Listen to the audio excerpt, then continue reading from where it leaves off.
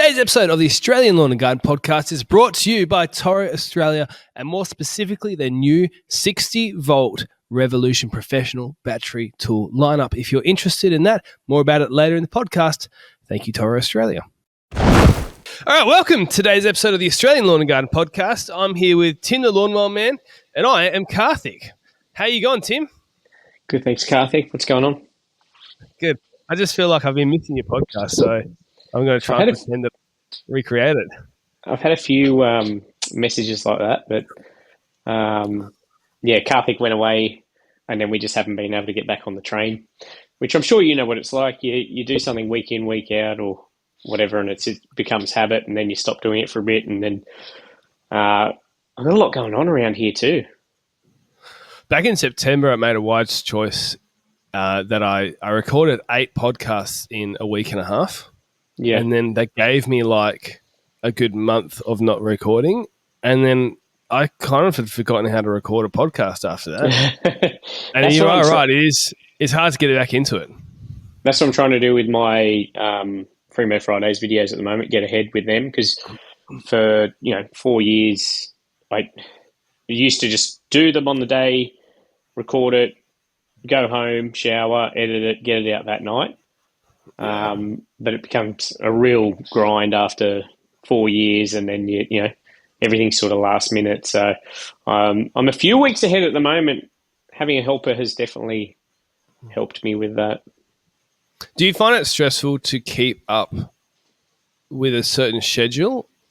I feel like once again, before we get going, can you maybe introduce me and say what I do? Because you make these assumptions that everyone knows what some random niche lawn mowing dude guy does. I'll do an intro for you. But this is Tim the Lawnmower Man. He is a firefighter who happened to make some interesting videos that started going viral, and a lot of people now watch him mow lawns for free. And he's also quite funny, and I think your reels are quite funny. So I just make satisfying lawn mowing videos. That's what I do, Luke. That's what you do, and very funny simple ones too.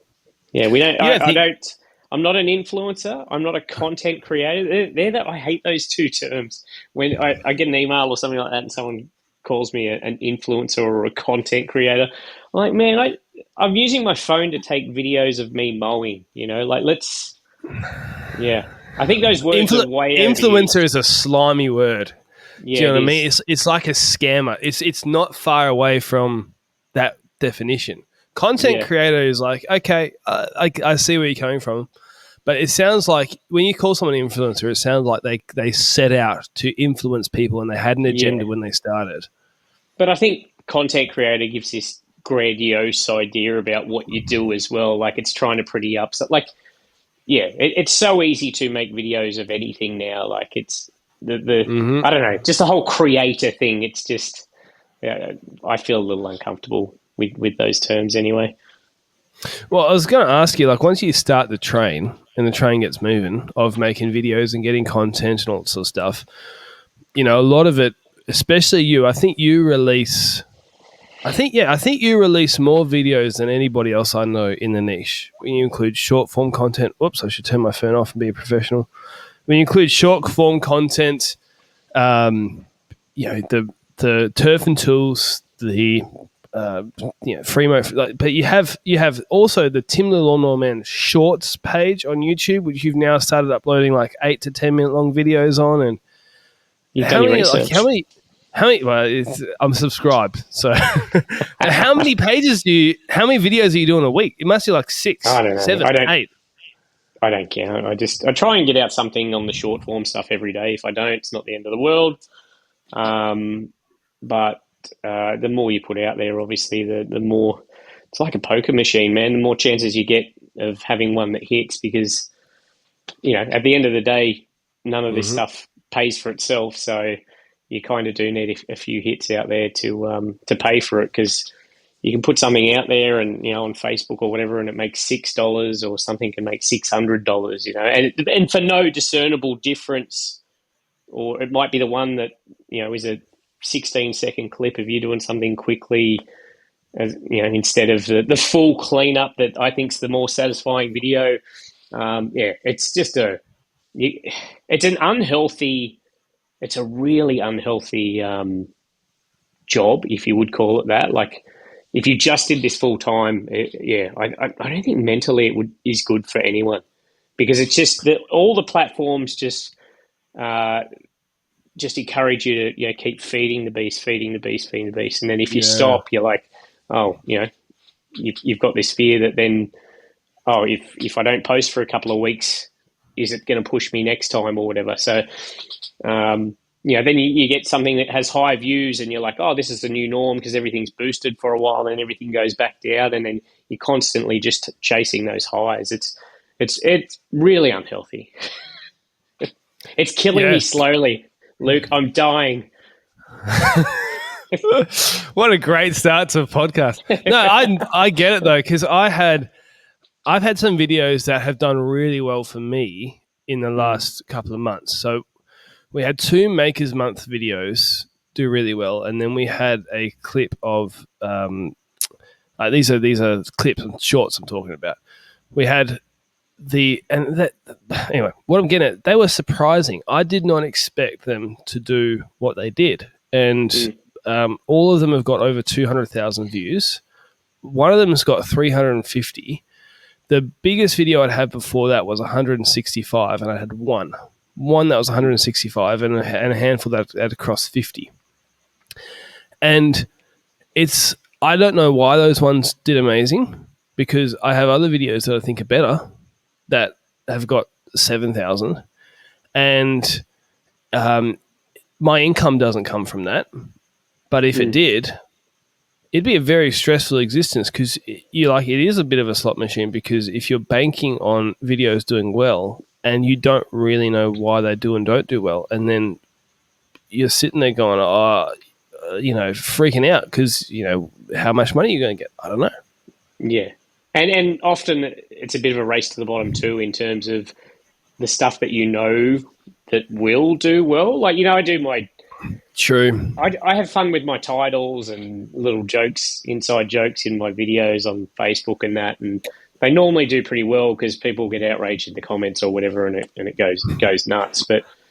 And people are like, oh, it's clickbait. I'm like, no, I'm just messing with the 4,000th video title that I've put up. It's like, yeah, I see. It's just lawn mowing. It's not that deep. I was going to say, you added $400,000 of value to a house the other day by mowing the lawn, and that was a title of one of your videos. And so, anyway, so you've written it like that, and it's so outlandish. But I mean, I give people context clues in the video that it's not true. Like I literally said on the voiceover for that, I was like, that the valuation, was valued and verified by me. People still, they skip over that, and it's like, no way that added 400,000. It's like, of course it didn't. It's exactly. But no, there was this comment on there. I saw it, and this lady goes, "There's no way that this was $400,000," and you replied to that saying, "It was actually closer to 500, but you didn't want to overstate the case." Yeah. And it's like why somebody doesn't get that you're being silly there is, anyway, I don't know. But that's the internet, hey? And that's also the other thing I found is that that's really what drives the views, which is what you're talking about on getting, racing to the bottom and doing content rage bait. That is, or sleazy or dishonest or manufactured. Because one of the videos that I had that did really well was it was a Toro new electric 30-inch E-Time Master. And Patrick from Toro was just describing how it all folds up. And he was like, oh, this is this really cool thing about this mower. So I put it out there, and I was like, who's going to be interested in this? And the comments are like, why would you go petrol? Or I don't care if my mower folds up. Battery, mate. That's the... And it's... Yeah. But it's like that's... battery stuff. It's so divisive. It is, but it's like that gets you... That one's got... 200 and something thousand views now, and it for a podcast clip, it's anyway. So, but it's not healthy comments, and it's not uplifting stuff. And I did a video that, you do all these ones that are uplifting and nice, and you get 5,000, 3,000. You do one that's controversial, and you get the good numbers. And so it encourages a type of content what's your that's goal? not Yeah, healthy. what's your goal? That's the thing. Like, if your goal is purely views, all you're going to do is clickbait and rage bait all day, and you could do it, and you could do it easily, but you know, you Daily Mail and all that sort of stuff. You look at their headlines, even the news.com.au. Like, you look at their headlines, they're literally always clickbait stuff, and to rage people in the comments that will just read the headline, and that stuff is always going to do better because it just clicks something in our brain that makes some people want to go type. Yeah. Well, at least you have the ability to choose how you want to do your content, because imagine working for the Daily Mail and you needed a job and you needed to put something out, and your editor's like, you have to write this sleazy thing, and you can't get a job anywhere else, It's not that hard. They just go and see what's gone viral on TikTok that day and then write a recap of that TikTok video. Like, I just mean from a journalist. That's what I mean. It'd be a sad existence. You wouldn't be very proud of that, Yeah.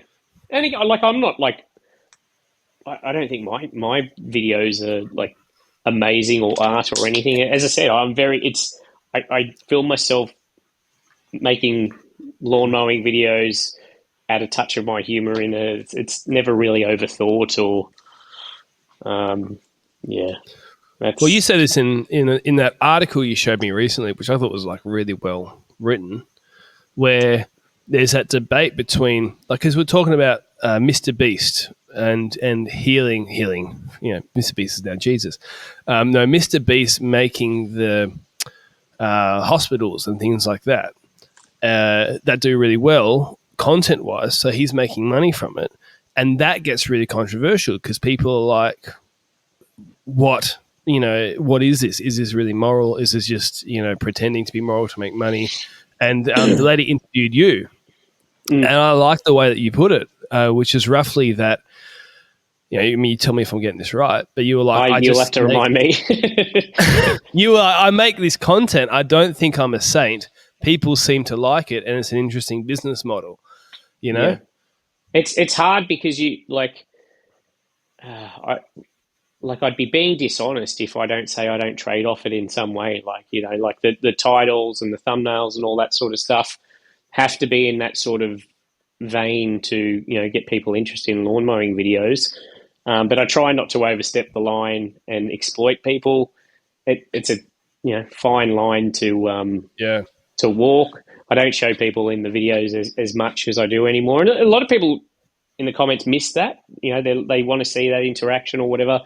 And I want to get back to it in a way that doesn't feel that you're taking advantage of them or anything. But it's hard because, like I said, I started making lawn mowing videos. That's the sort of stuff that does well. So naturally, I've gone down that path because I enjoy doing it.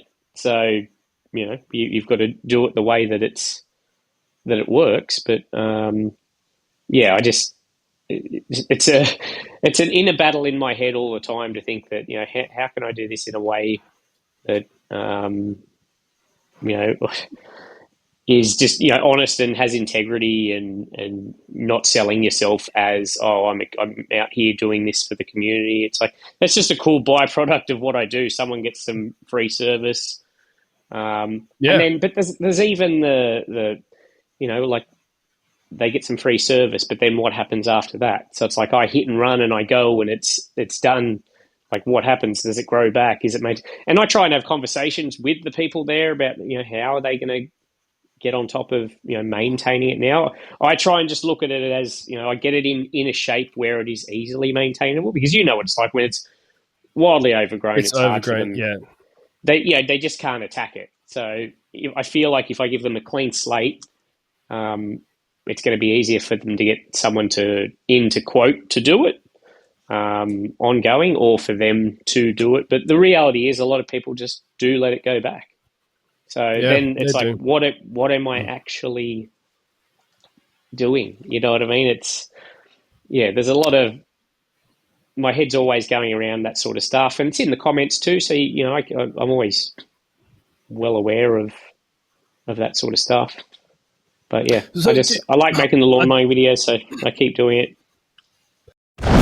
you're looking at getting a new battery tool lineup for your business this spring, have a look at the new Toro 60 volt Revolution Professional series. I recently had the opportunity to head down to the Brisbane headquarters of Toro, and I got my hands on some of these tools, and I can honestly say there's some really well built tools. The Revolution series runs off the 60 volt Flex Force system, and it powers a whole range of tools, including line trimmer, hedge trimmer, blower, and the 21-inch heavy-duty 60-volt mower. The line trimmer and the hedge trimmer can be run through the onboard batteries, just like you would expect, but also through the backpack linkage, which means that if you have large commercial jobs, it lightens the load and makes it a much easier job for you. There are a lot of interesting innovations in this lineup, including a 6-port multi-charger that you can put on the wall, which is really useful if you're running and relying on a battery system. And like I said, there's a whole lineup of tools ready to go for your business on this platform. So if you want to find out more information, head to the Toro website. There's a link in the description, or to your local Toro dealer. Thank you, Toro, for sponsoring this part of the podcast. I kind of feel like two things. Well, if I was to take Elliot, who works for me, and I want to say, Elliot, I want you to mow my mother's lawn for free. We're not going to charge her because it's my mum. I'm going to pay you, right? But we're just not going to charge her. And if somebody then went and said, Elliot is really moral because he mowed this lady's lawn for free, it's like, no, that's not really the picture. He's getting paid still. And I think that's what people are getting at, where when somebody really tries to oversell it as being this is a super moral act, it's like, well, no, you're still getting paid. They didn't pay, but somebody paid, and it was the advertisers or the Patreons or whoever it is for the content creators like yourself. And I don't, even Sean from Blade Mate, if people haven't listened to the episode, Sean got, for a period there, was really kind of embarrassed to be associated with the same sort of clickbaity, emotionally. But then on the flip side of that, the real positive is my feed is filled with all sorts of the Daily Mail rubbish, and I actually really like watching that kind of content. There is something satisfying about it, and there is a small side of feel good, even if it isn't deep or meaningful to the extent that saving someone's life would be. It is still nice to be like, someone got a free mow. And it's nice to see. And I like looking at the tools that you're using because I'm a bit weird like that. I'm like, he's using this now. And Look, there's definite positives that come from it. Someone gets a free cleanup. People get to watch I have people message me that they're like, they just relax to watching the YouTube videos or whatever. And I'm like, that's cool. Lots of kids have messaged me going, I've started mowing because of you. It's, that's cool. I've hired someone that wouldn't have, necessarily have been able to get a job elsewhere because of that. So it's, it's gained someone employment. There's definite positives, but I really want to, and I don't know, because it comes down to the viewer and their own, opinion at the end of the day. But I want to avoid that really cringy, for walking out, the person at the end of the video thanking me and I've got my arm around them, and just all that sort of awkward stuff that just makes you feel, awkward watching it. You know what I mean? Because I see lots of it. I see it online. And I'm just like, ugh. And I'm sure people look at some of my stuff like that and get that same sort of feeling. But I want to try and avoid that sort of vibe. If I can, I've done it well enough. But you're not going to get it right all the time, especially with the amount of videos that I've done. You're never going to get it right for everyone all the time. Yeah. I want to change the pace on this because a lot of people who listen to this, are contractors or professionals. And I don't think there's anybody else in the country who's You mean real mower guys? Real mower guys? Oh, I thought you mean like cylinder mower guys. Yeah. No. like actual mower men and Yeah. ladies. No, I don't know anybody in the country who's used as many tools, lawn mowing tools, mowers, line trimmers, edges, chainsaws as you have. And so I wanted to go through, because it's been, whilst we did the live event here in Perth, it's really been over a year, about a year and 2-3 months since we did that last podcast, believe it or not. And so there's been a lot of tools that have come out since then. So I'm curious to see what your thoughts are on. Well, it's a blessing and a curse, because you can only use so many tools. You know what I mean? You can only use one whippersnipper at a time or whatever, and then so you don't get that long term feedback. But I generally get a feeling on stuff just picking it up like right away. I'm like, yeah, okay, I'm either going to like this or I'm not. It doesn't take me long to work out whether I like something, which is good. But then, it's harder with the battery stuff, because you want to. It's so hard to answer the questions that people want answered. It's like what's the best line trimmer or whatever, and there's just so many variables, and what's your situation, what's your budget, are you someone that's going to like hauling a bunch of batteries around?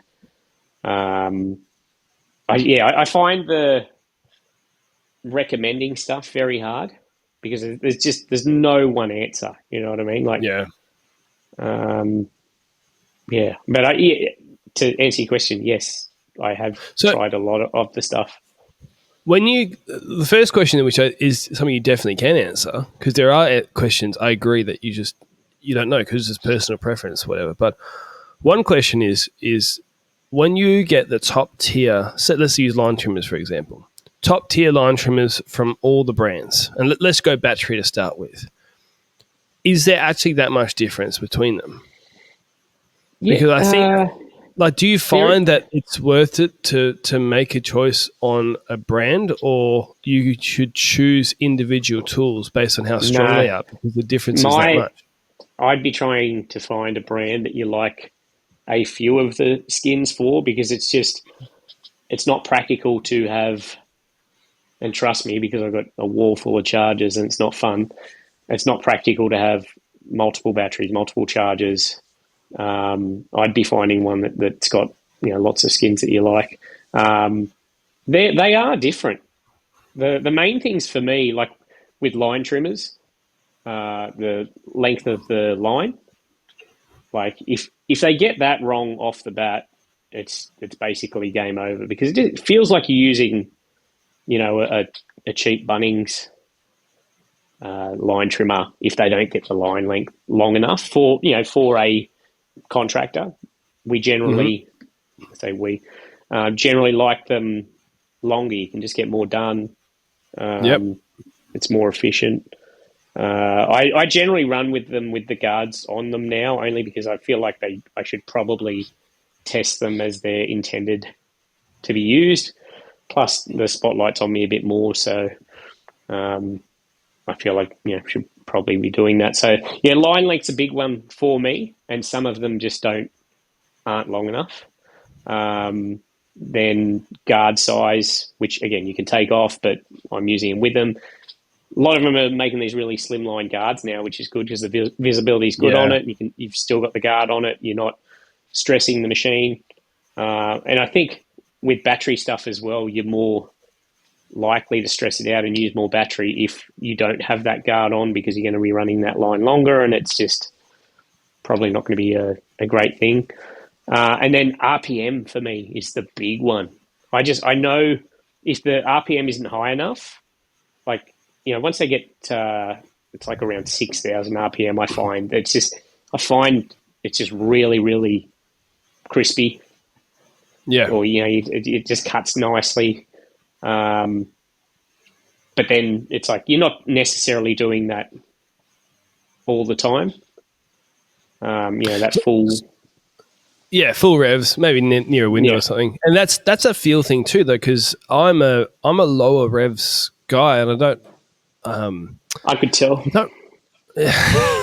I don't really know why. Low revs, low testosterone. Yes. What are you trying to say, Sorry. Tim? No, No. I was trying to amp myself up, make I out like can't I'm look. a high testosterone guy. 7'2" or something like that on the internet. I think I saw it Yeah. on Wikipedia. No, Sorry, go on. it's a preference thing as well, and that's what it comes down to with tools. It's like Mm. with a review, you give a review, and then somebody else gets in their hands and go, "Oh, this thing sucks." Tim said it was great, and it's like, yeah, well, that's because it's personal preference. And if you're someone who doesn't like high revs, then you've got a completely different feel for it. So Yeah, I off think the bat, balance though, is a big thing as yeah, well, okay. Well, what I was going to get at which is, is a very personal thing. well, what do you feel if I was going to say 4 line trimmers right now, maybe a couple of petrol, a couple of Come on, battery, man. but like what just comes straight to the mind and you're like, these are good options. They don't even Well, need to be necessarily I'll endorsements. start with the 2-stroke because that's what I Mm-hmm. use the most because I do overgrown stuff, and the reality is it's just for the time it operates at full throttle, it makes more sense for me to be using 2-stroke stuff. So I really like the FS94 RC, the still. Mm-hmm. And again, mainly personal thing, just because I picked that thing up and I just feel like it was made for me. Like it just kind of I feel at home with it. And I also use the FS240, which is the big one. I think it's like 1.7 kilowatt. Where the 94 is like might be 0.9 or 1 kilowatt or something. So quite a bit more powerful. They're the kind of two that I'm using generally on the Free-Mo Friday stuff, which is overgrown stuff, which isn't necessarily relevant to what someone going and doing 2 weekly maintenance mows is going to experience. But yeah, I don't know. I just really the light 2-strokes like the 94, they're just light, extremely powerful. I've had very little issues with them, and I am really hard on my equipment. As far as battery stuff goes, I liked the Makita one, the 40 volt, the XGT. They've got a big range too. It's I don't know the model number, but it's the 1 kilowatt version. Yeah, I found that really good. I like the Ego, the STX 4500. But again, it comes back down to preferential stuff, doesn't it? Yeah. But again, using either of those, it's like if I had to mow for my life and I had to put a line trimmer, a blower, and a mower on the back of the ute and go out, I'm going to be taking the 94, my Massport contractor. Still probably going to take a battery blower though. All right. Yeah, I just still don't. I still don't find. I just find I have less issues for me, or less to worry about if I have that stuff because I'm not thinking about how many batteries I'm using or whatever. I can go out with a 5 litre jerry can and be going all day. Yeah. And I know the power is there. I know I'm going to be able to get through anything. I know I'm going to be able to do a finishing cut with them. I know if I need to scalp it back a little bit, I'm not going to have any issues. So there's less worry in my mind with that stuff.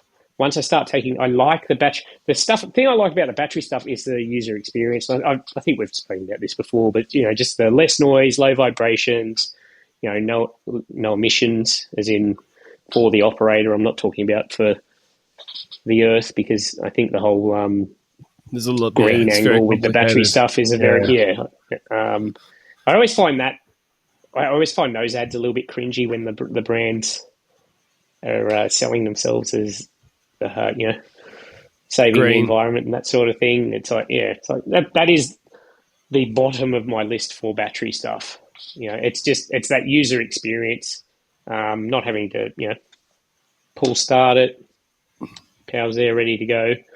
But for absolute power and getting everything done, I still can't go past the Petrol as a all round all rounder, and that's what's so hard about this discussion, because my situation is different to everyone else's. Like, there'll be people like me, but there's also people that are just doing maintenance mows, and they're trimming the top off, or taking a bit of grass off it, or taking a little bit off the edge. I just like to have that power in my back pocket if needed. Use it when you need it. Yeah.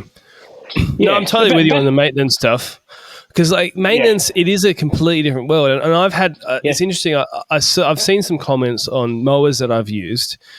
I remember somebody was saying, I won't say which brand, but someone was saying this battery mower is as good as a Honda HRU 216, and I was like, no, it's not. In what aspect?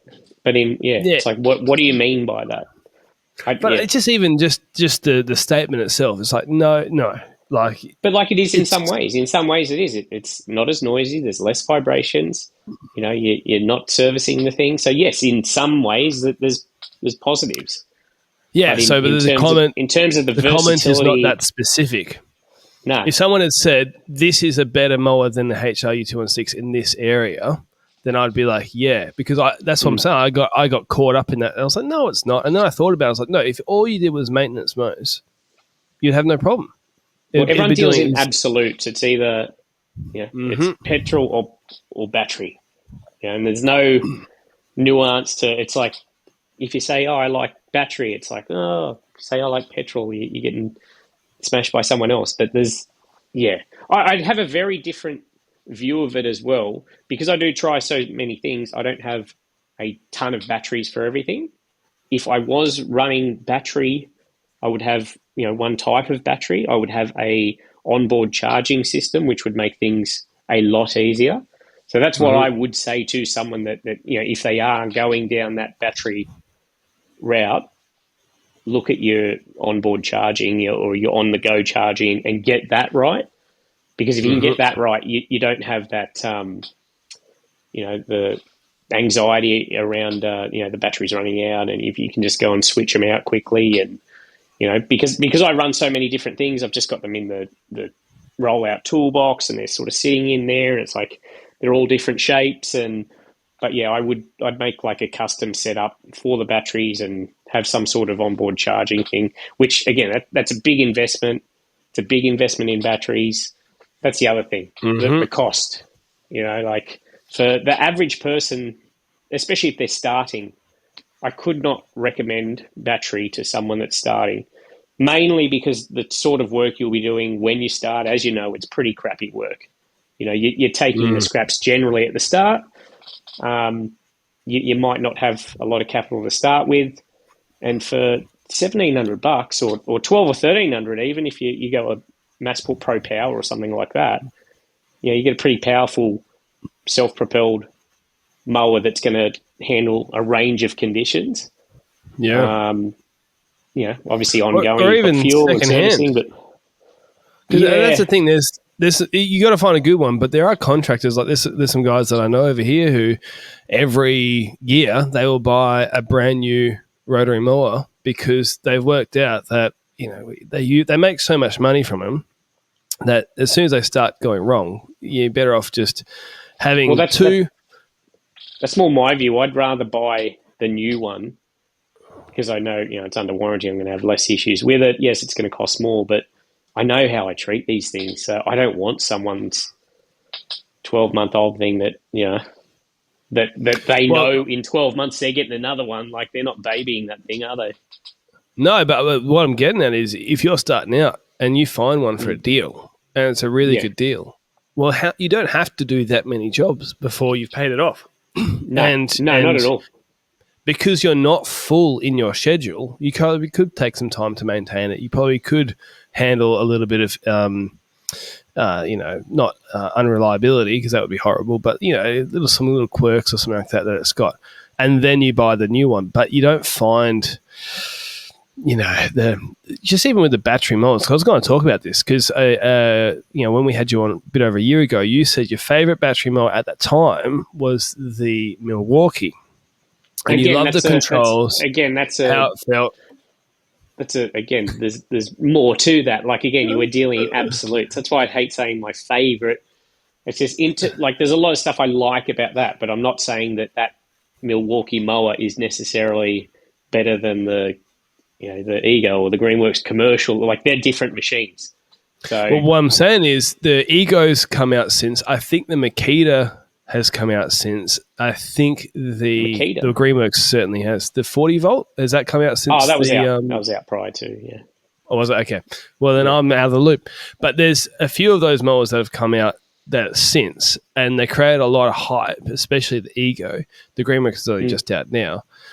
And a lot of people are really excited about them, but the price point is so much when you include batteries and chargers that even if they are the bee's knees, duck's nuts, the difference it'd have to be a lot for someone who's on a budget to do that. Whereas some people who are established as contractors, they go, no, I'd prefer that. I don't care. The user experience is what I want. The quietness is what I want. You have to tick a green box for some contract that you're doing as well. That's the other thing there.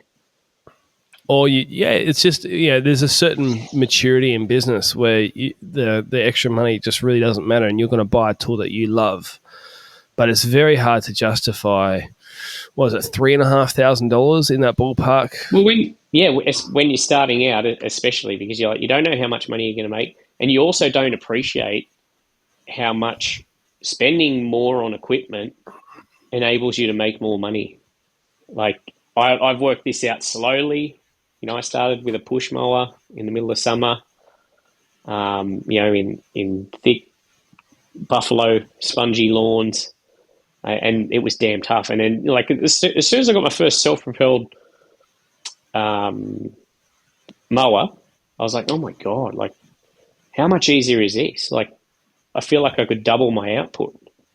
So I feel like if you're shortchanging yourself and going and spending $600 on something because it's cheap, I think it's actually going to cost you more long term. And the other thing is your body as well, which I've really worked out. Now I'm 40 or whatever, and invested in equipment here for the property. Like, I bought a Cat Mini excavator, and I've been doing stuff around here. I've got like 50 ton of dirt delivered over the last couple of weeks. I made a base for a water tank, and I'm doing all this stuff.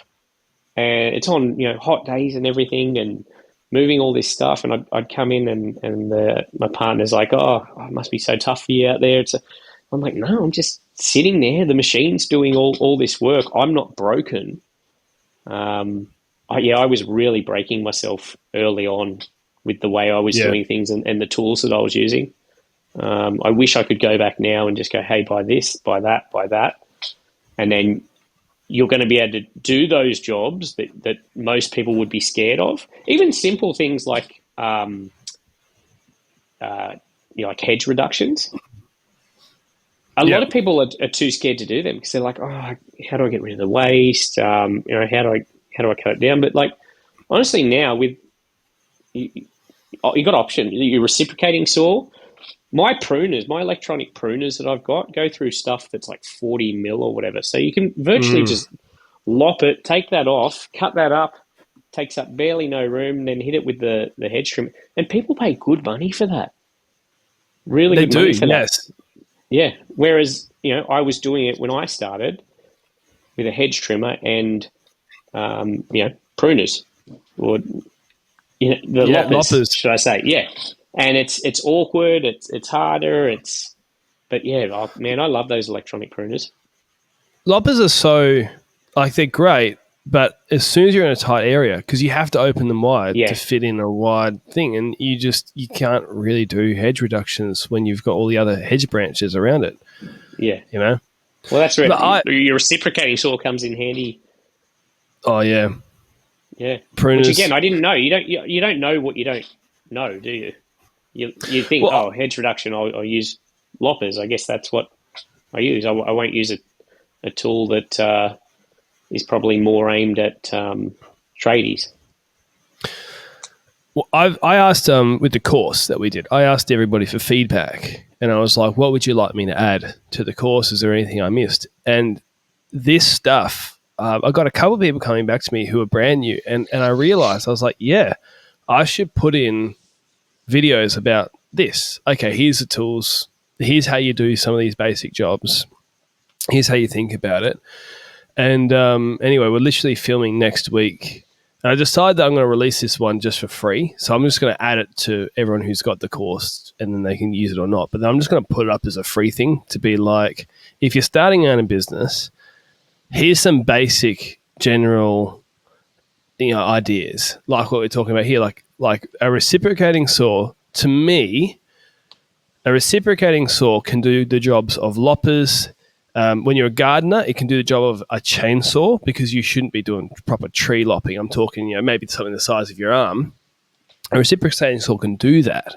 Not as quick, but it can do it. And not the size of that arm, the size of my wimpy arm. No, a reciprocating saw can do that. And if you're on a budget, you can get a reciprocating saw for like $200 or something, and it will do the jobs of the loppers. It'll do the jobs of everything else. And so like a reciprocating saw and a pair of secateurs will do almost all your pruning. And if you're starting out, it's like, great. You save all that money, because somebody might go, well, I need a chainsaw.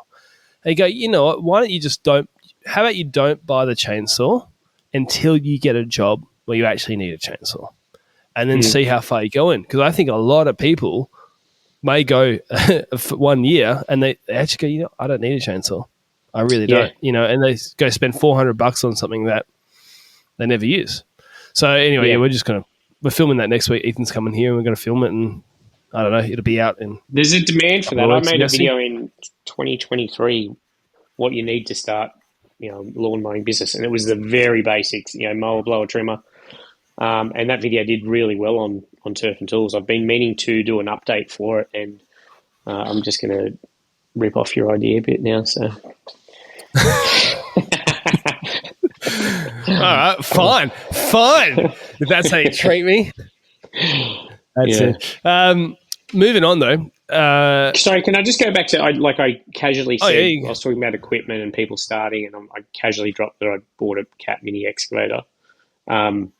Obviously, that's a luxurious position to be in. I'm not suggesting that everyone can just go out and buy an excavator or whatever, but I am saying that like the flail mower, that was a big investment, but has saved me so much time and anguish, and again, big investments, but they've for me more than paid themselves back.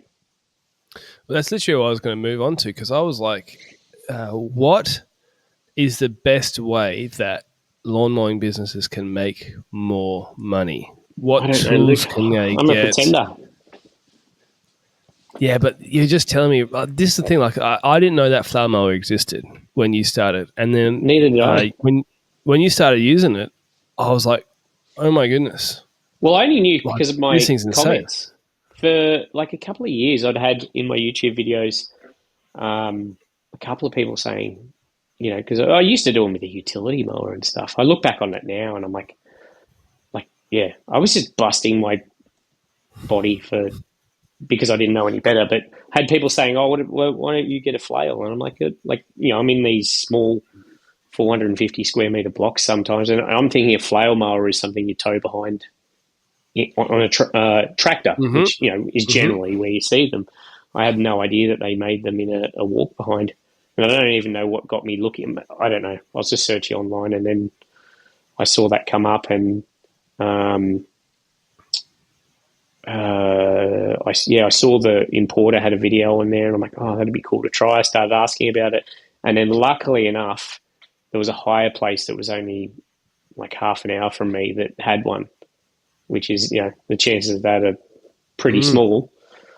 Yeah, so I took that thing out, hired it, which was cool to be able to do before pulling the trigger on buying one, because it's so scary buying a piece of equipment that's that sort of money before getting a real turn with it. And being a hire one, it was just like, it wasn't like it was a trial or whatever, and they're there and watching me and we're in some random place.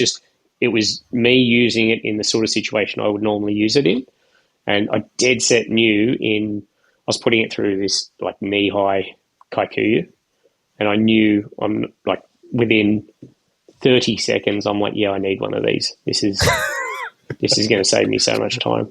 But that's been my biggest challenge with the overgrown lawns, because they look so garbage if you just go over it. Like if I go over it with the Skag, and it's a Kikuyu lawn that hasn't been mowed in a year or 2 years, you get rid of all that top stuff and it looks brown and crap to start with. But then you get all those stragglers, they after you've mowed sort of stand up, and then you kind of awkwardly going over it with the line trimmer trying to get them. But they've still got these really, really long runners, and you're kind of kicking the can down the road. You haven't really fixed the problem or given them a clean slate.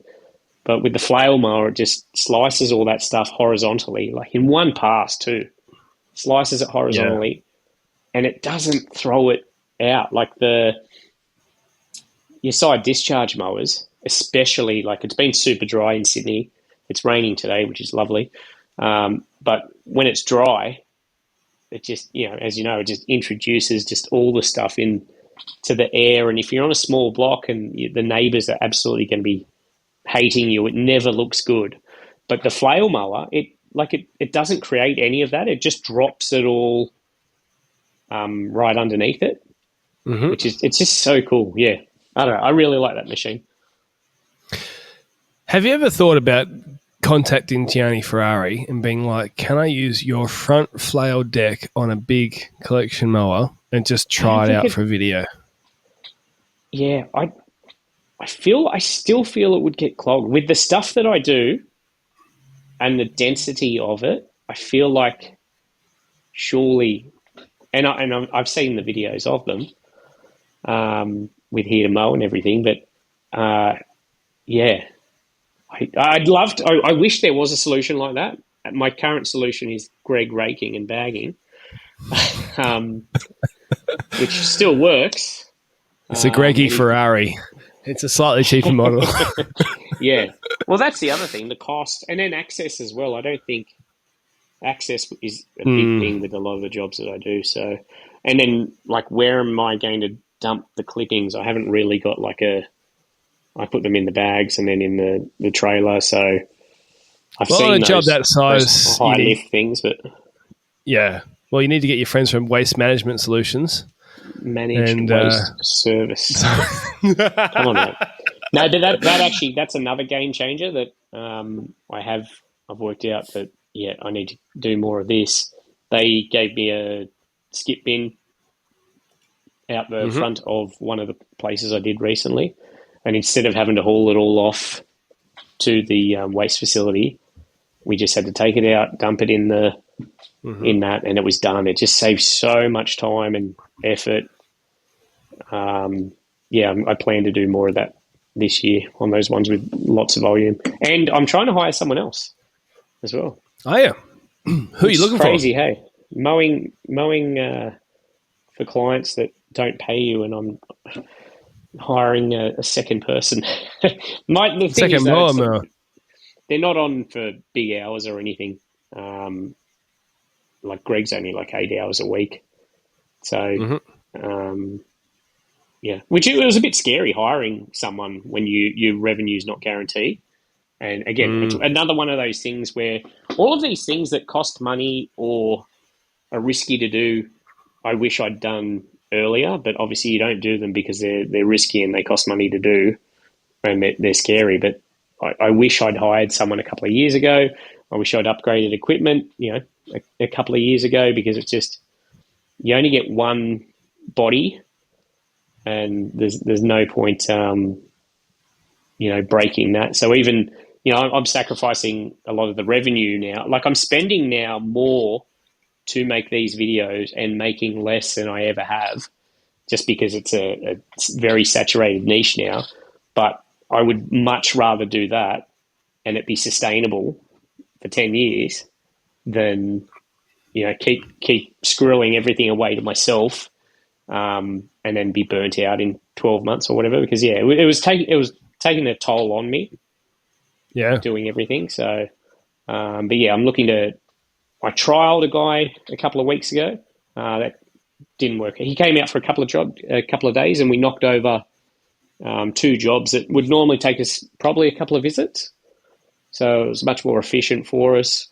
He didn't work out, but I've got a couple of resumes to have a look at, and hopefully, I'll have someone else to help. Yeah. Well, I just think like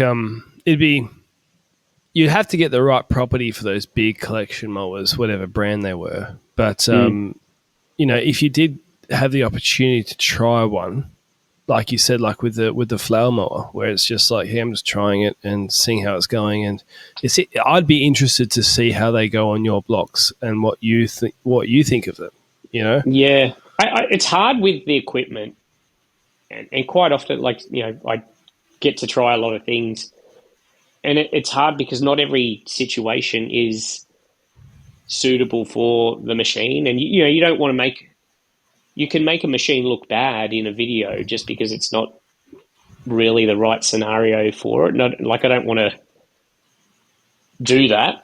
Obviously, because we've had the conversation before. Generally, the stuff that's out there, if it's used for its intended purpose, they're quite functional.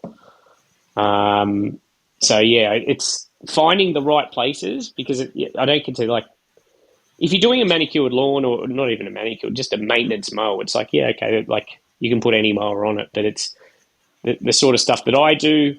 There's often a lot of waste and stuff through them, and there's a bit of risk putting a bit of machinery like that through it. They're not always completely level. Often bad landscaping, or any landscaping. So to answer your question, I've looked at those videos, and they look super impressive, just hoovering up that grass, leaving a pretty clean finish. I'm like, I would like to try one at some stage, but it'd need to be the right property.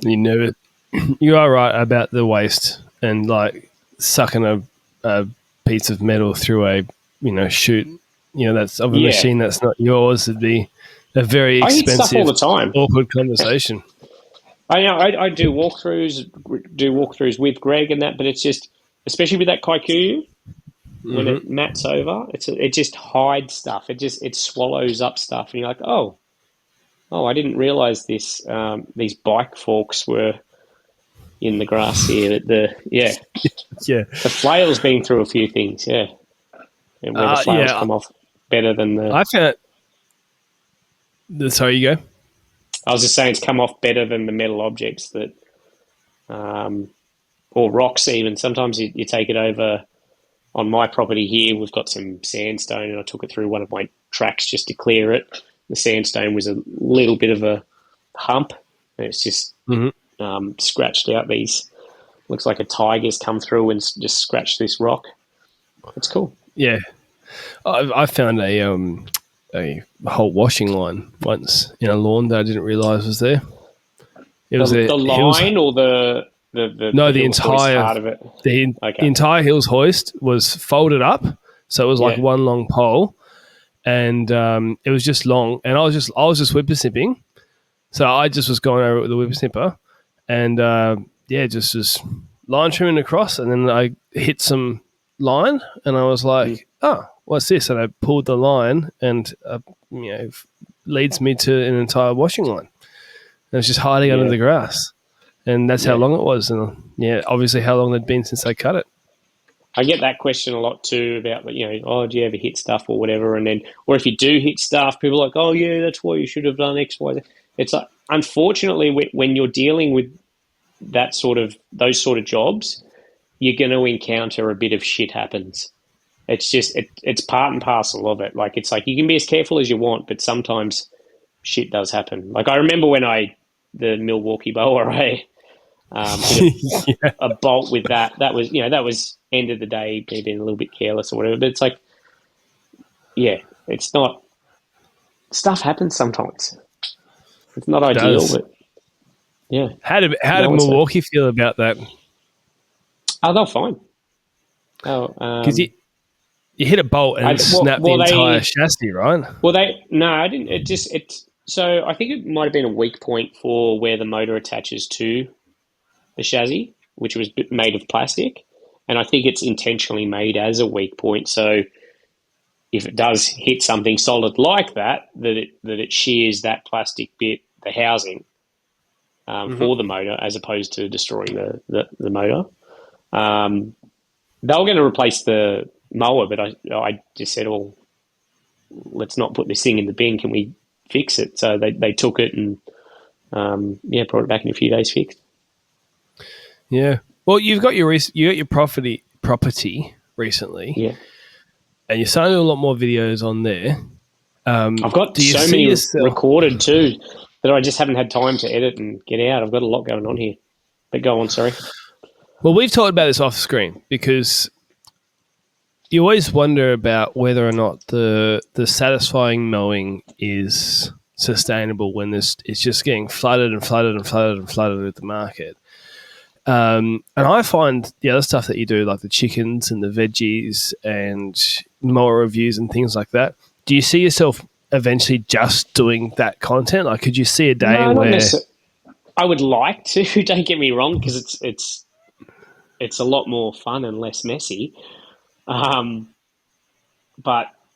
I definitely don't do enough of it because of the time with doing everything else and then my full-time job. I feel like Turf and Tools has a lot of potential, which I haven't fully explored. But I do enjoy doing it. I don't know what the future. I haven't got like a 5-year plan. It's like, this is what's going on. I'm just, who knows? I didn't think I'd be here 5 years ago. So yeah. So how do you decide what's worth putting the energy into? Because if you love one thing and you really enjoy it, but I guess it's not, for whatever reason, it doesn't tickle the algorithm's fancy. And, like you're talking about the effort and having to hire people because it's not easy to do the mowing side. So, like, how do you pick between the two? The focus is the main channel and doing the stuff there weekly. And then my focus at the moment is getting that to a point where and that's, why I'm hiring people, where it's more manageable and I can get through that stuff without being absolutely stuffed at the end of the week, come home and still be able to do all the other stuff. But I have sort of ADHD tendencies in that I kind of see everything and I want to do a little bit of everything. And it's probably one of my weaknesses in terms of, online videos is that what generally does well and what's more accepted is if you do the same thing and rinse and repeat, rinse and repeat, rinse and repeat. And that's what works because people come to your channel and they expect that. And then if you veer outside of that, you get a little bit punished on the view side of things. But I just want to sort of try that. I sort of want to try that, do a video like this. And it's the worst. If you're trying to build a YouTube channel or social media thing, it's probably the worst thing you can do. So that's probably to my detriment a bit, that I have my hand in too many pies, and then I don't have the time to cover everything. Like, I've got the Ego commercial mower here and the Greenworks commercial mower here, and I'm super excited about trying them, but finding the time and the right yards to try them in has been problematic for me. So, because you said you were going to do, you said you're going to do a comparison video of them like a month ago or something like that, and it's just hard to find, I guess. I wanted Karthik to come out with me. That's the other thing. It's like when you're on your own, it's all this stuff takes time. It takes more time than you probably think it would. Like, I was doing a robot mower, quote unquote, review. Like, it's like I'm just showing it how it works, and I was thinking about the time that I'd put into it. And I'm like, Jesus, I've basically put a whole day into this thing. This stuff takes time. I'm only one person. Is that the biggest thing that you feel like people misunderstand about the job that you have, if you want to call it that, of being a content I don't know. creator? I don't know what most people think, because I know, like, if I saw myself online, I'd be like, oh, that's cool. He gets to try all that sort of stuff. But I'd also probably look at Fremo Fridays and go, oh, oh, he's just doing it for the views. He's doing it for, I wouldn't be online typing that, but I'm sure in the back of my head I would probably look at myself in that way. So I just do what I find fun. I'm in a very privileged position where I get to do things that I enjoy, and show people while I'm doing them. People watch them, and generally it pays for it. So that's a very privileged position to be in. It's cool, but to get to that point, it is a lot of work. So it's not.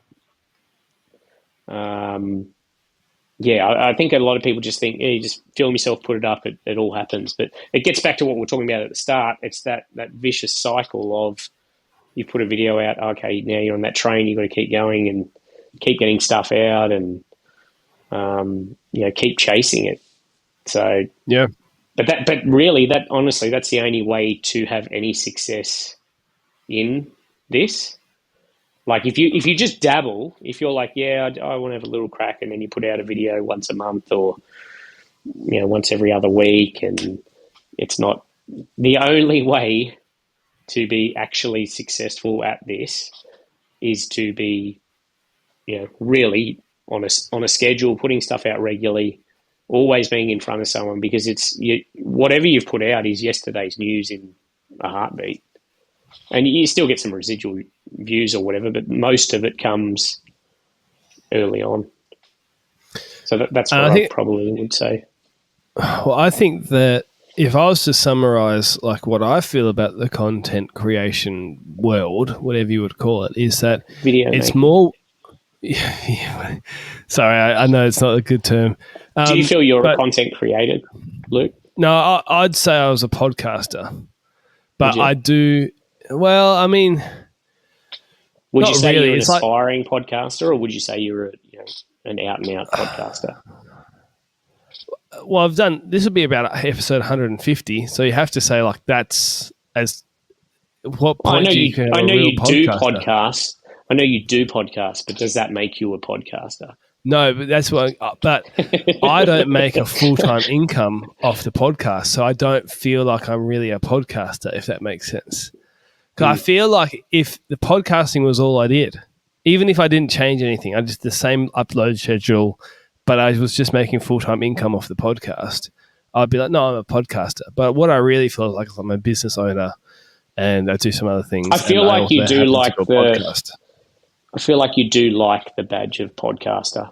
Like, I feel like you're like, yeah, that's you've always liked podcasts, and you're like, yeah, cool, I'd like to do that. I feel like you take a bit of pride and go, yeah, I'm a podcaster. I put some energy into it. Yeah. I'm the same I agree with that. Like, I'm the same with YouTube. I'm like, if someone calls me a YouTuber or whatever, which is what I feel I am, or what I do, I'm like, yeah, that's cool. I used to watch a lot of YouTube, used to watch a lot of YouTubers. I'm like, man, that'd be sick to do that. So now I do it. I'm like, that's cool. But then at the same time, I get a lot of people that watch me on TikTok or whatever and call me a TikToker. And I'm like, I don't feel like I'm a TikToker. I just feel like I upload my little videos there. Like, to me, a TikToker is a very different thing. It means something different. I agree. There's a big difference between a YouTuber. I feel like it's a difference between, it's like you've done this and sort of made a business out of it, or you're chasing views, because there's no money on TikTok. So it's like, what do you get out of posting on there? Because let me tell you, if it wasn't driving viewers to my other stuff, I wouldn't be on TikTok. It's not like I don't. There's no satisfaction I get out of someone seeing a 10 million view video on TikTok. I'm just like, it's cool, but I'm like, it's not like, it's not what I live and die by, because it's not sustainable. You can't live off views, or you can't keep doing stuff or getting better or doing cooler stuff off views alone. Like, it's a metric that when a lot of people start, they get very focused on, And I can understand why. It's cool to see numbers go up, but yeah, I hate it when people come up and go, "Oh, you're that TikToker." So they come up to you and say, "You're that YouTuber," and you'll feel much better about it. Yeah, I'd much prefer that. But yeah, the numbers just aren't comparable. Obviously, the short form stuff, it's easier to get views. I think, thinking about it as you're listening, I think the difference between someone saying you're a podcaster and a YouTuber compared to a TikToker is that TikTok is really just a short form entertainment place. There is some educational things on there. But I think that podcasts and YouTube are more seen as something that's educational, although there are definitely podcasts and YouTube videos that are just there for entertainment. And so there seems to be a bit more weight. Yes. They're longer form. There's nuance in what you're doing. Like, I can make a 30-second video of a lawnmower going bang, bang, bang, here's this. And then the comments are just raging, going, oh, it's battery, it's blah, blah, blah. Like you can't get out. You can't have a conversation. You've just got to snap. Here's the headline.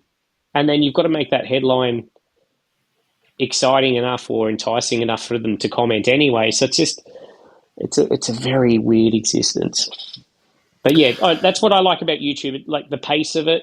It's like you can actually explain what you're doing here. You explain why you're doing it. Like I put out a video on TikTok or Instagram or whatever, and people are slamming you for, oh, why didn't you do the edges first?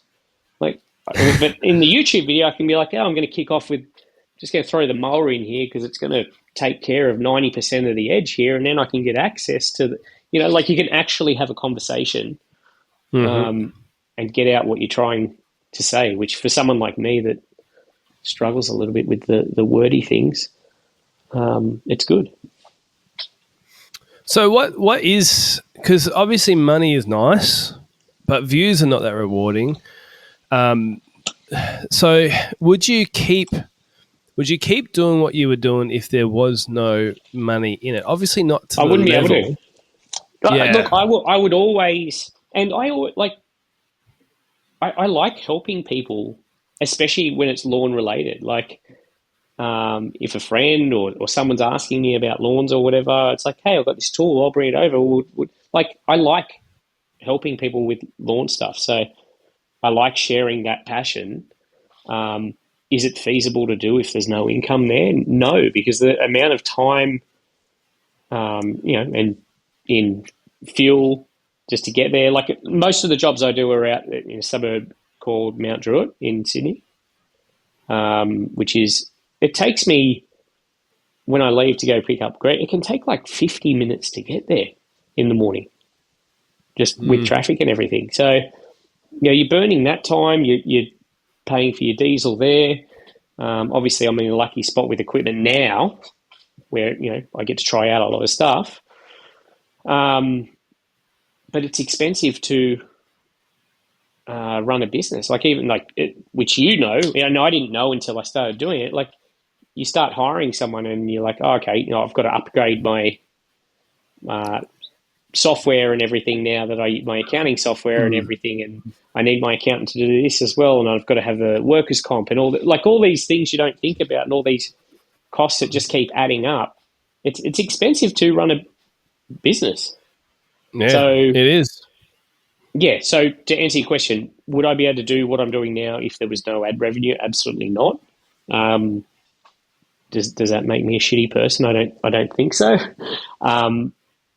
Am I always going to help people through sharing my my love of lawns and mowing and all that sort of stuff? Absolutely. I've thought about this a bit. I don't want to be a sob story, but my health over the last couple of months has gone down a little bit compared to what it was for the last couple of years. And so I'm trying to get off the tools. Well, I'm going to get off the tools again. And in that conversation and all that sort of stuff, the reason why I do the podcast is at the end of the day, because I'm not healthy. Like I don't have a normal, healthy, functioning body. Because if I did have a normal, healthy, functioning body, I would make so much money from working on the tools. And I really like working on the tools that I couldn't justify I could probably do a podcast, but it would probably be like a once a fortnight occurrence. But Yeah. it's literally like I'm not on the tools, and I was like, I need to make an income that's non-physical. And there's something that's coming out which you know about, which is the real goal of what I've been trying to do for the non-physical income. And that will be out. Well, people know it's a software thing. That was an app for those who. But that'll be out in a couple of weeks. We're just doing our final tests, and we'll do some beta and slowly release over time. But it's like the money in this industry is, like I've said this a few times. I think Ben Sims is the only person who makes content who doesn't have a job, but he has a job because he made a small business where he sells fertilizer and other products from that. He has a full-time job. That's doing that. It's a different job to what a lot of people do, but it's a job. Well, that's what I mean. So the it's very hard. So people, if you like the content, and this is what I try and say, anybody who makes content, and this is not just asking for me, but if it's Gary Ashton or if it's any Instagram person who's making something helpful, or like Jeff McPhee has been coming off my feed recently, who's an older gentleman who we had on a long time ago, but incredibly good advice for small businesses, and he makes YouTube content and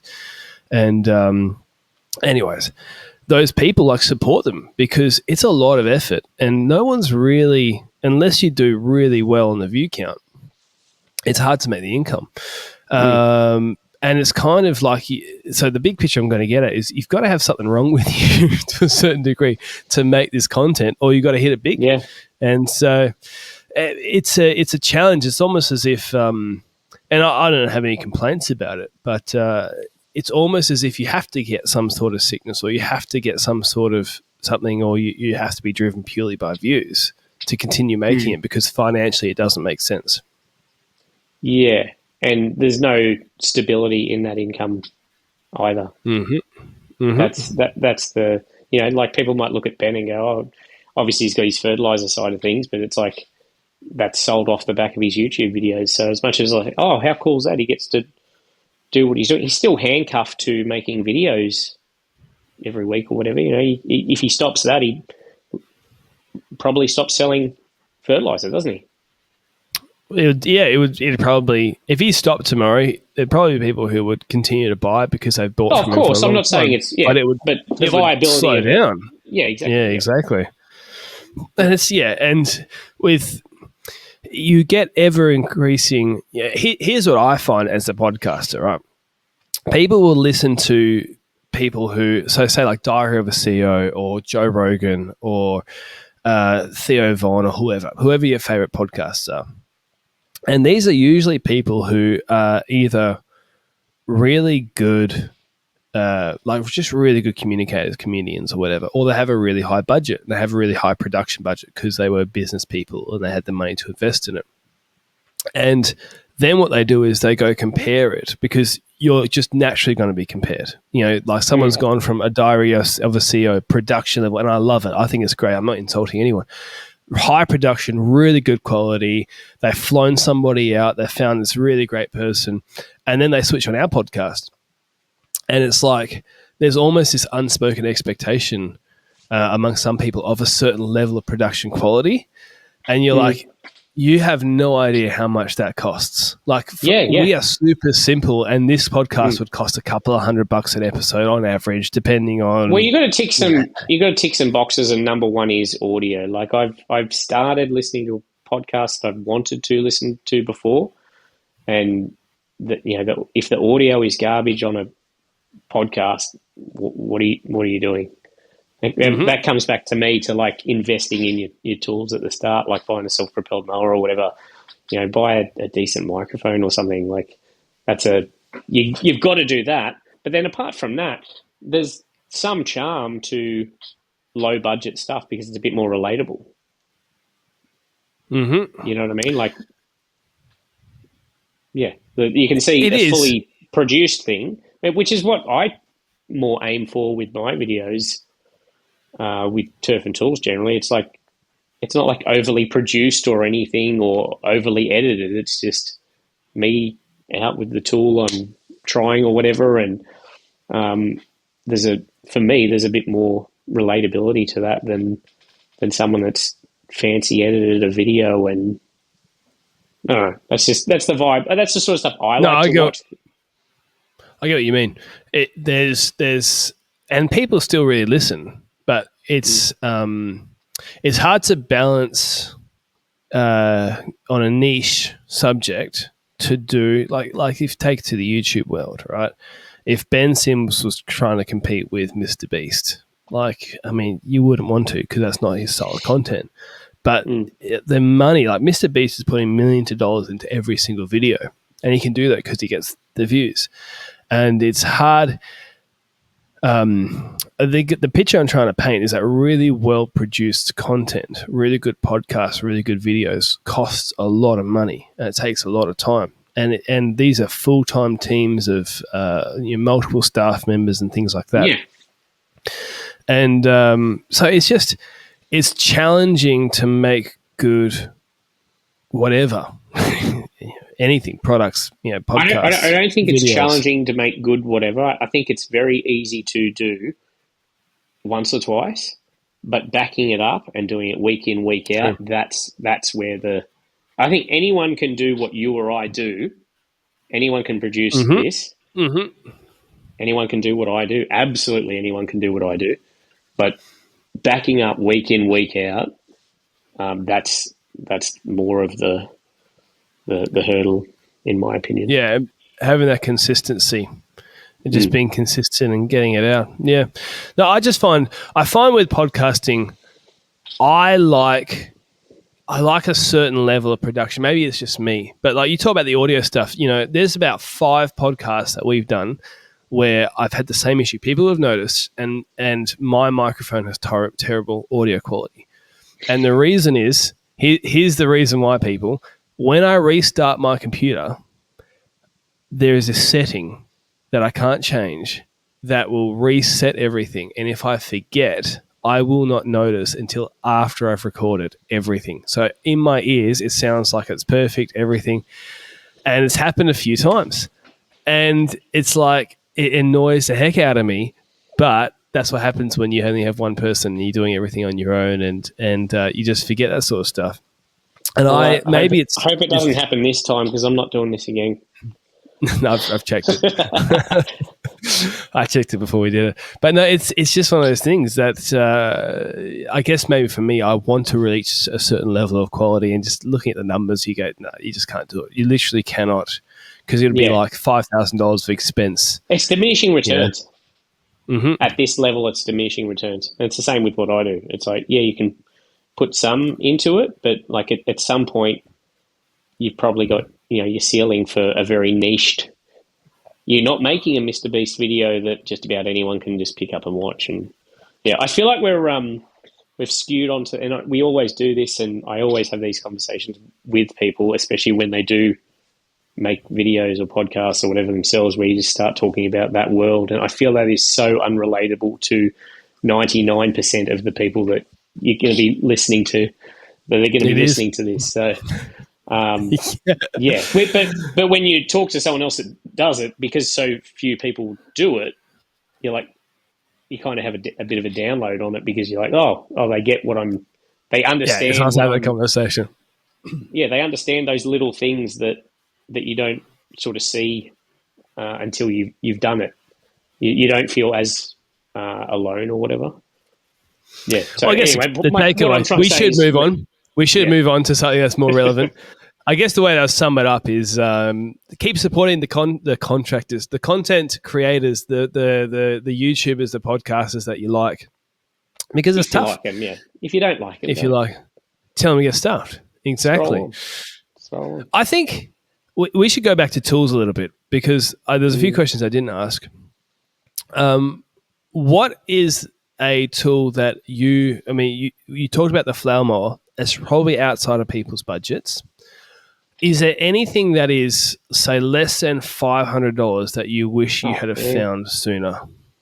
Less than 500? Oh, you can't get a round of drinks for that. How much are you going for drinks? No, You just going trying to to the make it sun? sound like I'm a ball of it. You're getting this I don't like $11,000 getting a wine or drink something. unless it's happy hour.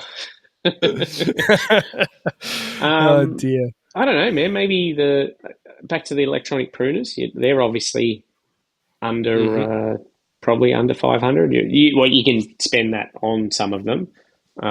You can get the cheaper. I know Zito, I know Ryobi do them. Until you've tried the more expensive ones, I don't think you're. It's like anything, all that entry level stuff. It's like, oh, cool, this works. But then you go and try, a much more expensive one or whatever. You're like, wow, this thing just rips. Like I was down the back trimming some trees for the tank that I've got coming, and my neighbour was just having a look at the pad that I'd done, and I had some of the branches and stuff in the back of the trailer, and I'm just sitting there talking to him, just snipping up. I'm just like, how cool is this? Like, I still get excited about showing people them because it just blows my mind. Just a little press of the trigger. I remember when I first started showing them, like three and a half years ago. Every brand's got them now, but going back, they're not that. Yeah, going back only a few years, they really weren't that common. No, and I remember the comments, or "Oh, that's so lazy," or "Oh, be a man." But be a man. Yeah, I It's like I run use them. everywhere. Like, are we not allowed to use any technology? We can't use our cars anymore because that's what men used to do back in the day. But they're only small too, so they don't take up much space, and it gives you the ability to turn a big pile of waste as well into a very small pile in a very short amount of time. The electronic pruners. What else? Under $500. God, you don't get anything for. You know what I need to do? I do need to try some more, and I will, because I've got some grass projects going on here at the moment. I told you I've got a lot of dirt delivered the last couple of weeks, and that's because my property here, I love it. It's very bushy, and there's some beautiful areas that would make lovely turf areas, but it's on rock. So I kind of need to, ship in some soil that grass is going to, and it grows okay when we get some rain. But if you go like a week and it's dry, it just goes to absolute shit. So, but yeah, I aim is to have a few different turf areas going, which I've showed you sort of where I want to do when you came here. I've already built up one of them, and I want to be able to test different mowers and that on those different surfaces. It'll just be handy to be able to do it here. Of course. What was I saying? But yeah, my point was I need to try some lower price range mowers and trimmers. It's hard because you try that stuff after you've tried a full commercial mower or something, and then you've got to get your expectations back in order. You're like, okay, what's this tool actually meant to do? It's hard sometimes not to be a little underwhelmed. Yeah, which is because until you've tried, like I was having trouble starting on a hot day, and I know the trick where you let the pressure out of the fuel. It was just one of those days. It was really hot. My FS240 wouldn't start, and I got people going, that's why you go battery, or try and tell you how to do it or whatever. And it's like, if you're telling me to go battery, you have not used that machine. Like, until you've used that machine, you don't know what you're missing.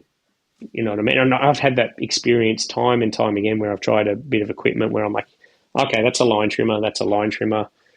I'm sure they pretty much do the same thing, and then you just, man, that thing just tears through stuff. It's loud and obnoxious and pretty heavy, but it absolutely just tears through it. But then, once you've used that, and then you go back to trying a $300 four-stroke trimmer or something, or a $300 or $400 battery line trimmer, you got to get your expectations in order. What price point is that FS240?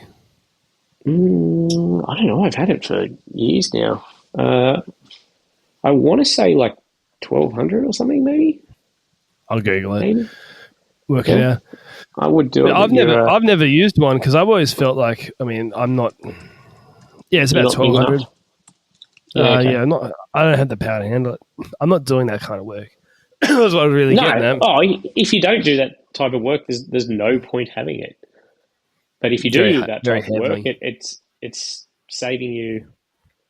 Plus it runs 3.3 mil line with no guard, with no issue at all. So it just absolutely tears through stuff. And I get people in the comments saying, "Oh, what line's in that trimmer?" Thinking that they might have their Ryobi at home, and I'm going to Puts tell in them that 3.3. I don't think my 3.3 is going to fit in your head, and if it would, I don't think it'd turn. But Yeah, one revolution a minute. it's still the It's not most going to cut. common question I get about what trim are you using, what line are you using, and I'm so glad I made that video. I made a tutorial video about and not because I think I'm an expert, literally just because I get the question so many times. It just got to a point where it was easy to make the video, and then I just send them the link. And there's a 16-minute video explaining how I use it, what I'm using. That's done something mega, like 700,000 views on YouTube, which is on YouTube. That's a pretty big number for like That's a huge. 16-minute No, video. that is huge for something like that. Yeah. Wow. And like I said, I'm no expert, just showing what I'm doing. I floated this idea to a few brands, one in particular that I'd like to do. And I want to get your take on it because what I would love to do is to go to a turf farm or just any massive grass Didn't you area. do that? Oh, I did that. No. This is not a podcast. Mm. This is really more of a turf and tools video that I'd like to deal. So, wouldn't it be awesome to go to a turf farm or a massive grassed area and get, I don't know, say 15 different mowers, starting from the absolute cheapest you could possibly get all the way up to the largest mower, and cut for, say, 3 minutes each. You got 3 minutes to do as much as you possibly can, and to just see the difference in area you can cover on a flat area, and just to work out like what is the dollars per square meter per second or something like that. Because, and you have a drone shot of it and be like, you've got this, because the brand that I've talked to the most about it is Toro. And there's some people in Toro who are keen, and there's some people in Toro who are like, oh, I don't know about that. There's one guy in particular who's really trying to get it to happen. But to get their massive, because they've got a 72, no, it's 140 inch, I think it is, mower that has hydraulic decks that come down and everything. And I was like, it'd be all.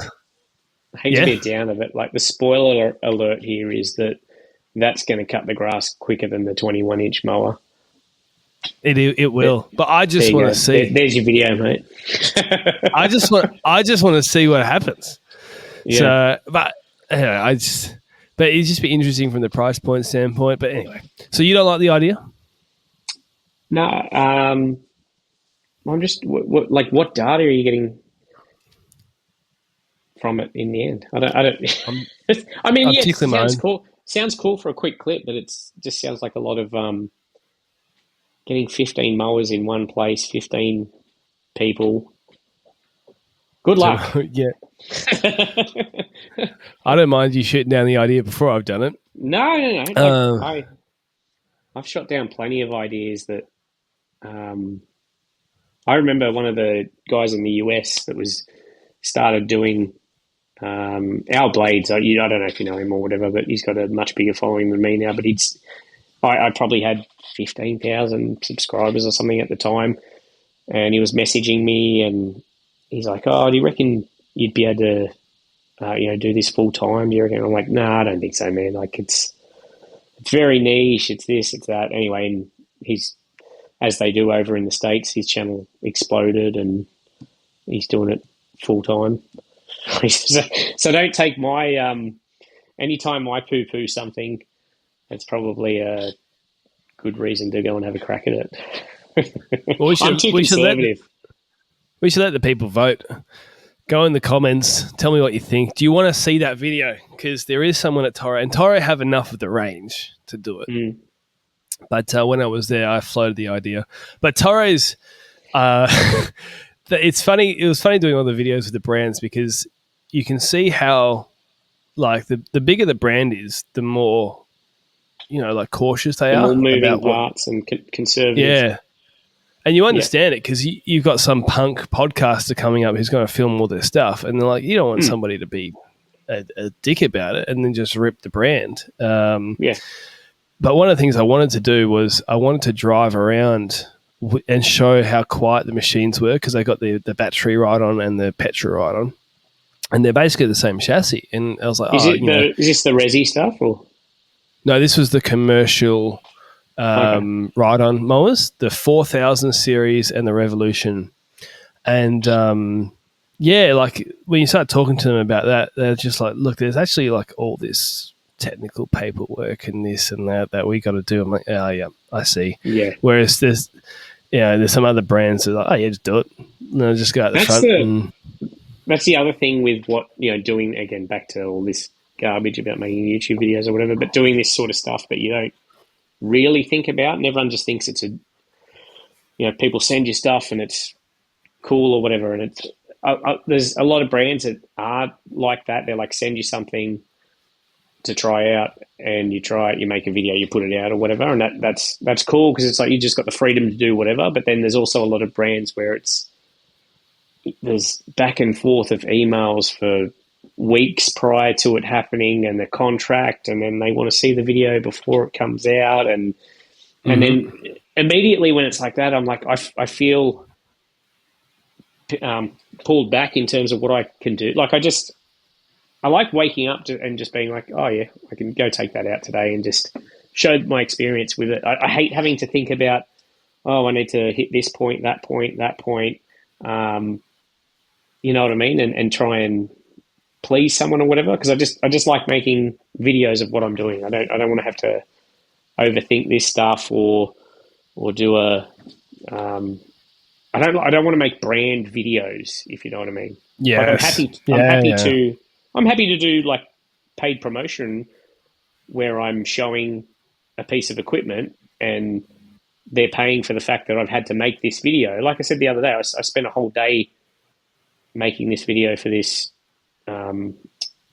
robot mower, because by the time you set the damn thing up, map the area, film it while it's mowing, you're getting the drone up and that, and then you're getting all the footage, getting it together, then you're filming your stuff, talking to, like it takes a lot of time. So it's like, I'm happy to do paid promotion in that sort of form where it's like, okay, you pay for the reach that I have to show your product on there. But I hate I try and shy away from like full product videos where it's basically a brand where a brand wants you to make a brand video. It's like, that's not what I do. I just do what I'm doing.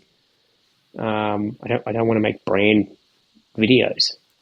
Yeah, you've got to do like, this is the best thing since this and that. Yeah. And there's a lot of that sort of stuff. And you fall into that trap when you start doing this stuff because you're like, oh, that's what videos are. That's what that's what they expect, and but it just comes across as a cheesy commercial, where it's like, I prefer, and it'll be boring for some people, but it's just like, this is it. This is what I like about it. This is, I hate having to talk about like the points that, like on a tool I'm trying recently, it's like one of the key new features for it. And I'm like, I've got no interest in that feature.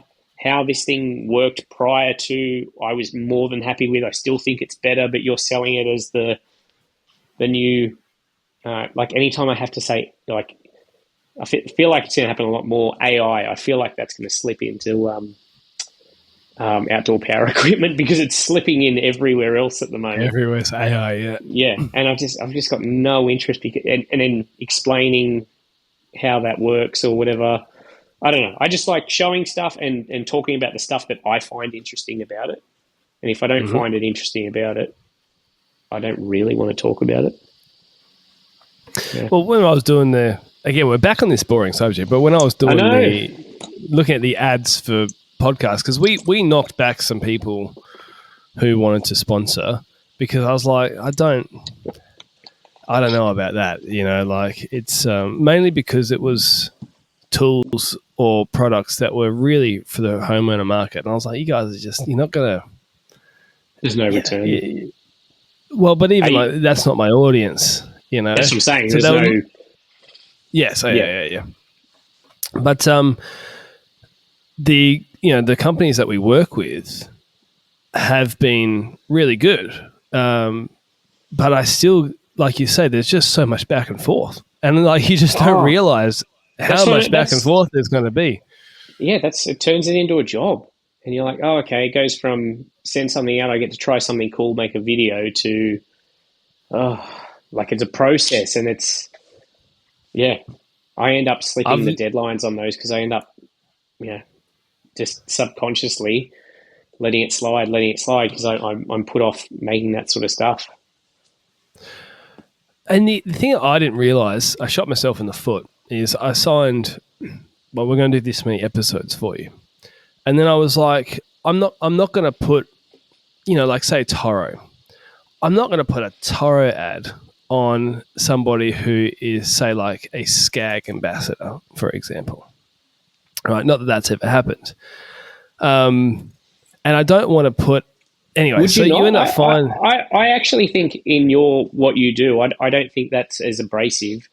And I actually think it's more authentic than having to slot something in where you feel it's going to be appropriate. It's like you can, I don't like the whole not talk about another brand, or even I feel awkward sometimes. Like I've got the Ego commercial here and the Greenworks commercial, and I'm like, I really want to do a comparison, but I'm like, I don't want to offend anyone. I don't really want to make one look bad, like not by intentionally, but it's just like if in some circumstance in the video it looks like one is performing in one scenario so much better, but that's not necessarily, the total outcome of it, So, I'm very aware of all that sort of stuff. But you generally do it where you talk about all brands, in general. It's not like you're just talking about one and don't mention this or don't mention that, or.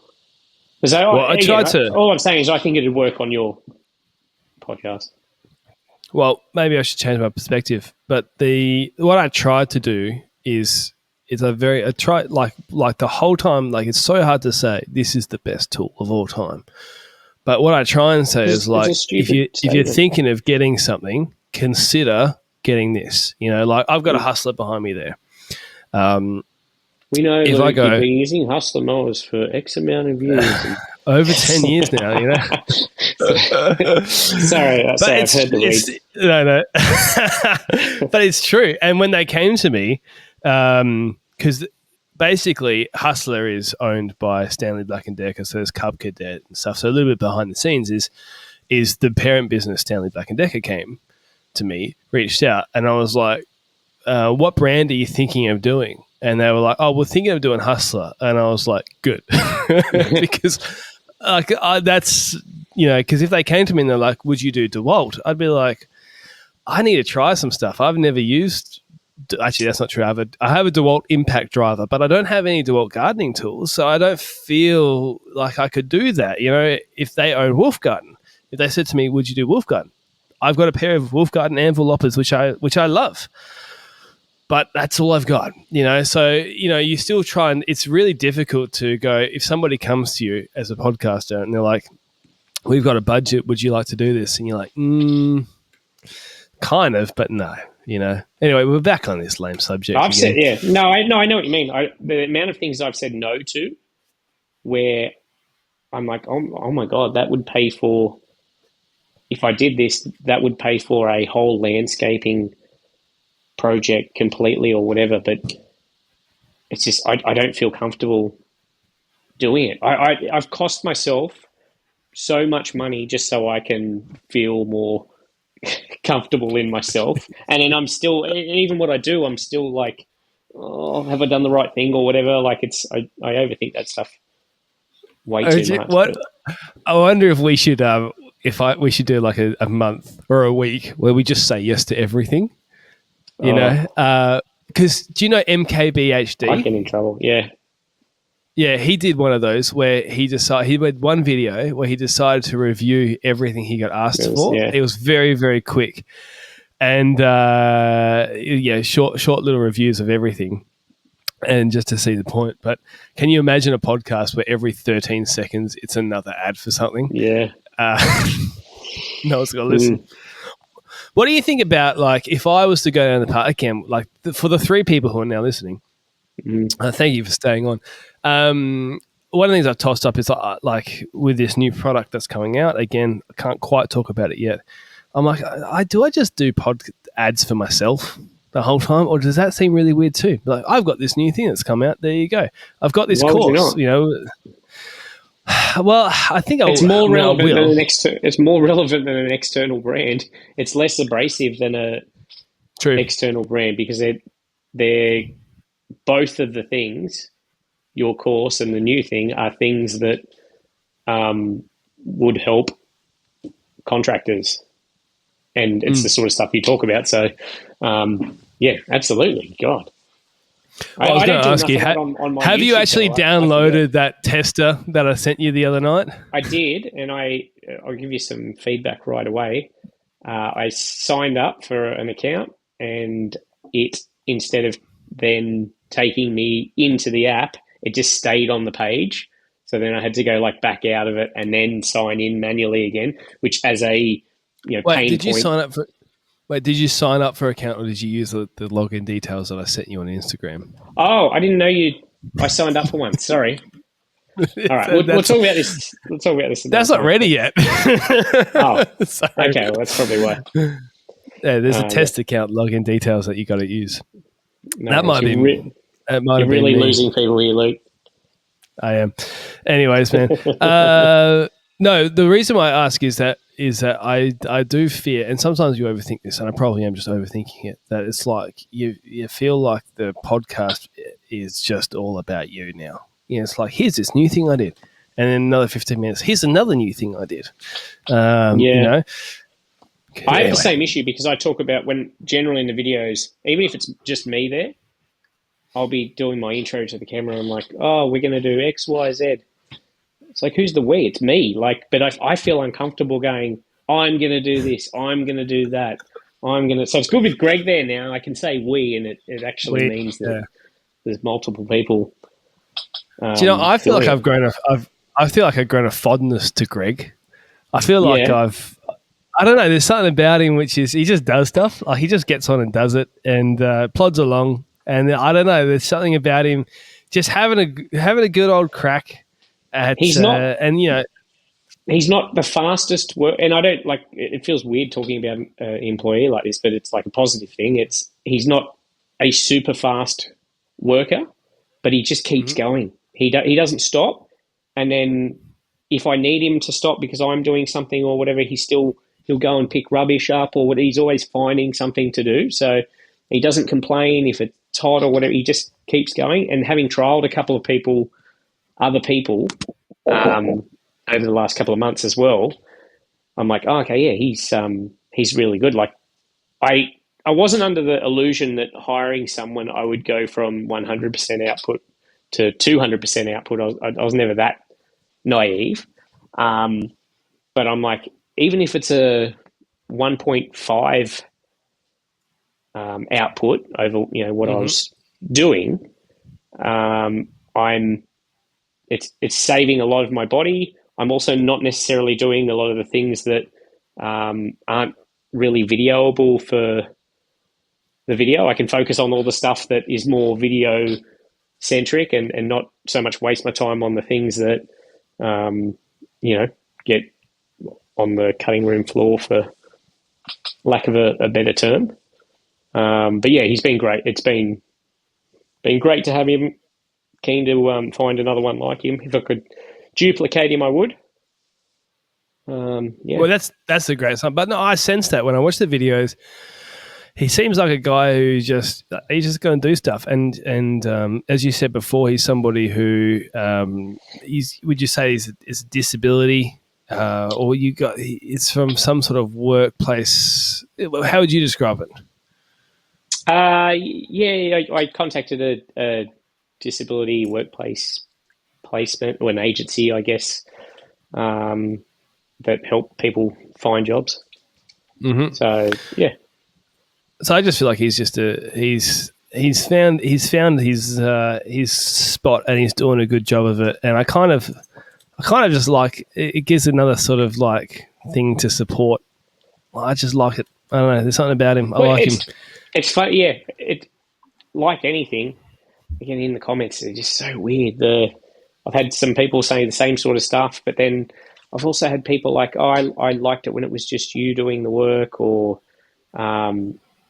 critiquing Greg, like, comments that I used to get like really early on. It's like, "Oh, he's so inefficient," or whatever. I'm like, that's what everyone says about me as well. It's like it's just they're shifting it onto someone else. It's people just like to complain, but yeah, there's definitely a lot of people are warming to Greg. Well, mate, we should wrap this up. Sure. To both of you still listening, I'm going to apologise. I feel I was more awake in this one than I was the first one, but yeah, I won't be listening to it. I can guarantee you that. So let me know how it goes. I just like having phone conversations with you anyway. So we may as well just chuck one on the on the internet. People can listen to what we normally talk about anyway. Yeah. Except for all that Nazi stuff you usually talk about, and I try and tell you to stop. But that's a joke, people. Yeah. Anyways, man, thanks for Not everyone understands your humour. No, I was going to call you Greg. Not everyone understands your humour, Luke. No, they definitely don't. That definitely did not happen. There is no racism or anything. I was just trying to embarrass him. Well, now the fact that you're trying to really defend it makes it sound like there's some truth to it. He is really, really not a Nazi. There's no Nazi clothing in his house. There's no swastikas anywhere, all right? Believe me, all right? Sorry, man. See you later, everybody.